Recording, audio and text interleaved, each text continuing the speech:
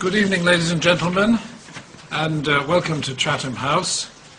It's my great privilege and pleasure to welcome to this meeting the President of Somalia, His Excellency Shariif Sheikh Axmed. Before we go into the meeting, perhaps I can just outline one or two practical issues. First of all, could you please make sure that you have switched off your mobile phones? And the other point is that the President is going to address the meeting in Somali, a language which very few non-Somalis have ever managed to learn, and therefore we will have to call on the services of his colleagues to translate into English. And I think that on one of the channels on the simultaneous interpretation system, you will be able to hear an English version. His Excellency became President of Somalia's Transitional Federal Government, the TFG, in January 2009. He was a former secondary school teacher who gained political prominence as a chief figure in the Islamic Courts Union, ICU, which briefly in 2006 formed a rival administration to the TFG in southern Somalia. In July 2008, Sheikh Shariif played a key role in the Djibouti process, which reconciled the Alliance for the Re-Liberation of Somalia, the ARS, including many ICU leaders, with the TFG. The first year of his presidency has been marked by efforts to engage members of the international community in aiding security, humanitarian relief and reconstruction in Somalia. And the title of Sheikh Shariif's talk this evening is Somalia at a Crossroads and the Duty of the International Community. Excellency, it's my pleasure again to welcome you to Chatham House and to this meeting, and we're greatly looking forward to hearing what you have to say. fursad weyn ay tahay maanta in halkan joogo waxaan rajaynayaa in su'aalaha iyo maxay ahaato tacliiqa aad sameey doontiin oo naga doono mid mufiida ama santiin.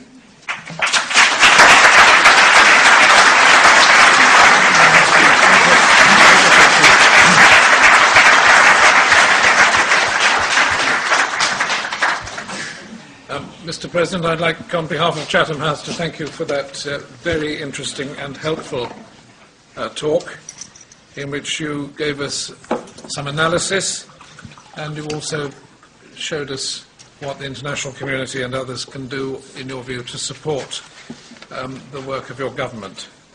You stressed the importance of developing the political institutions of Somalia, of handling difficult security issues, and broadening the political base of the government. And you made a plea, which I found particularly eloquent, for understanding and support from governments, the international community, and not least the diaspora in this country. But also you showed confidence about the future, you stressed the inclusiveness of your government, and you stressed its commitment to democratic elections. So for those of us who only normally learn about Somalia from the newspapers, it's very good to have a detailed and comprehensive analysis from the President himself of what is happening in his country. Ladies and gentlemen, I'm sure you all have many questions you wish to ask, and we're now open for questions.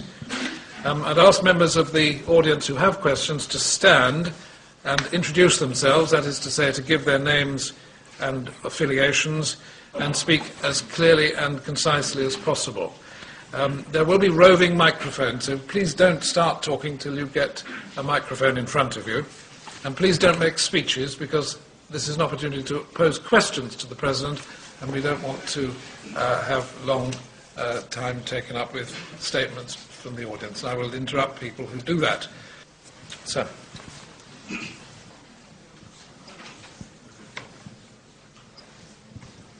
My name is Abdulaziz Ali Ibrahim Xildhiban. And if I can ask the President, in Somali language, that should be fine and translated into English.